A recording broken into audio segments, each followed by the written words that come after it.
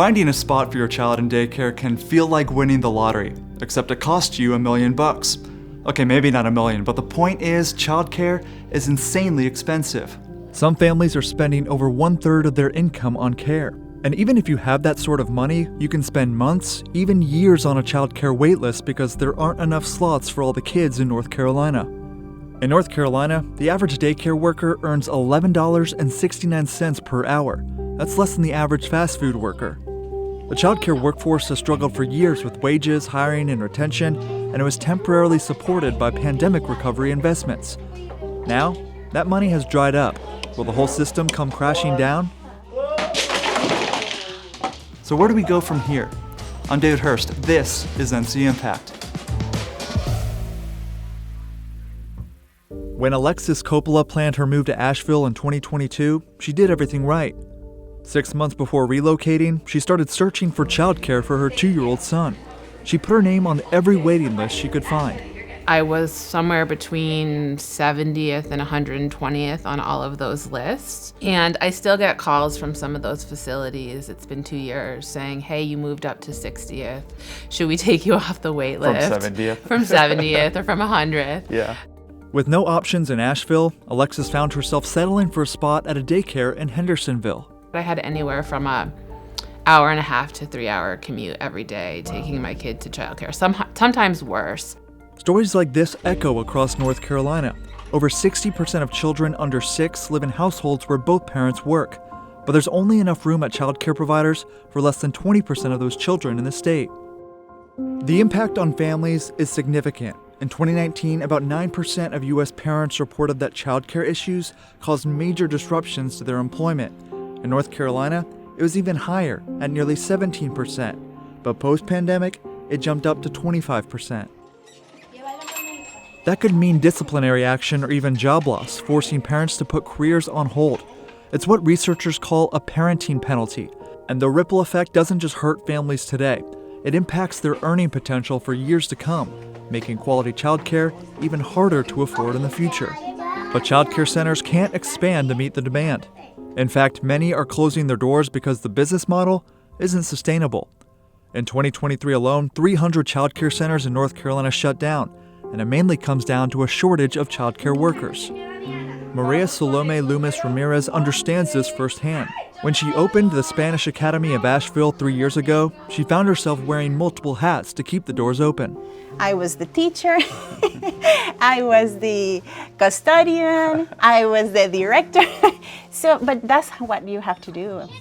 While businesses across nearly every industry in North Carolina have dealt with labor shortages since the pandemic, many have turned to wage increases to attract workers, but not in childcare.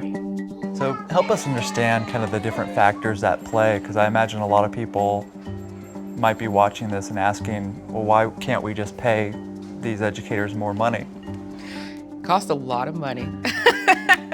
It costs a lot of money, and there's a lot of places that just can't afford it. Running a childcare facility, you're not making millions of dollars.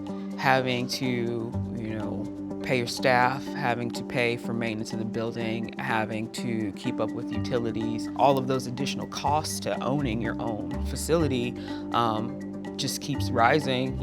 The cost of living is getting higher and higher. It's very, very difficult.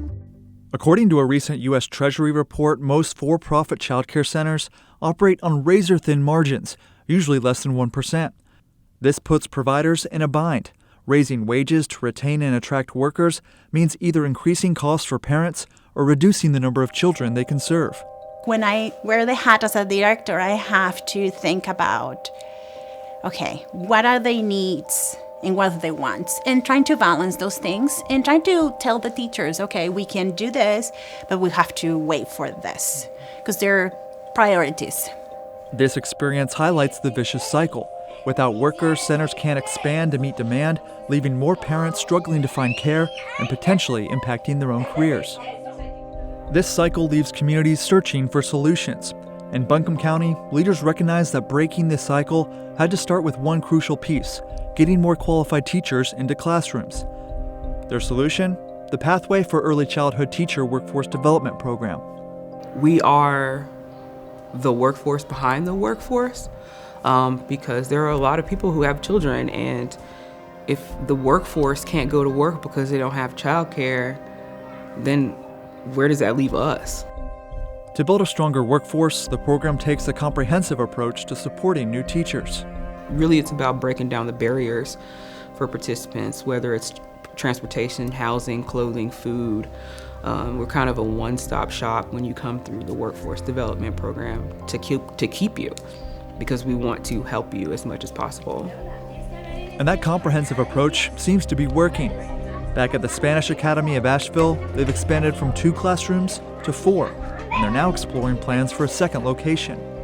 The success stories include teachers like Indira Parma, who moved from Venezuela with a background in international studies. When I start, I say like, this is going to be very hard for me. This is not my career.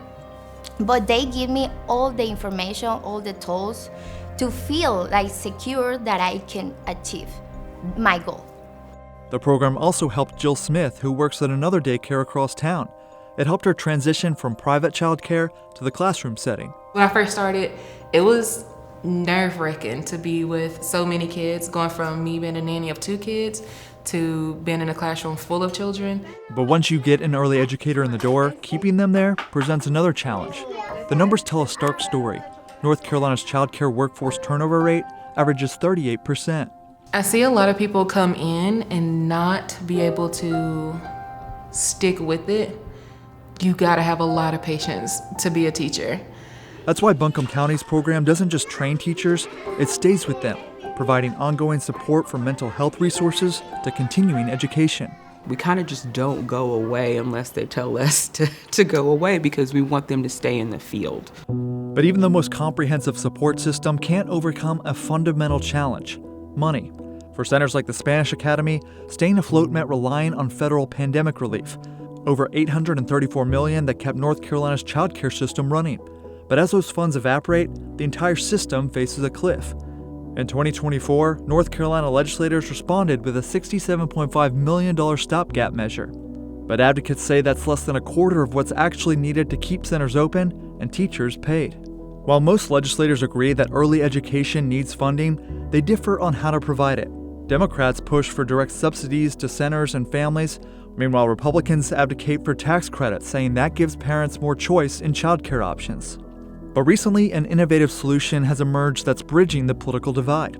North Carolina's General Assembly has approved testing a tri-share childcare model, where costs are equally split between the state, employer, and employee. While still in early stages, the model raises an important question.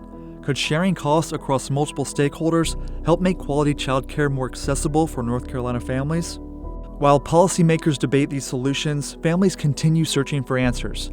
Some, like Alexis Coppola, eventually found them. After a year of 3-hour commutes and endless wait lists, she secured a spot for her son at the Spanish Academy, only 15 minutes away from her house. It's life-changing. I know that he's safe. I know that he's happy. The teachers here are amazing. He loves the other students. And it allows me to go to work and be able to focus on work and know that he's happy and well taken care of. As communities across North Carolina search for solutions, the challenges remain complex. Parents struggle to find care, centers strain to stay open, and teachers, they weigh their passion against their ability to make ends meet. But we want to know what you think. What childcare issues are you facing? What solutions do you think will work? Comment and let us know in the section below. Thanks for watching. We'll see you next time.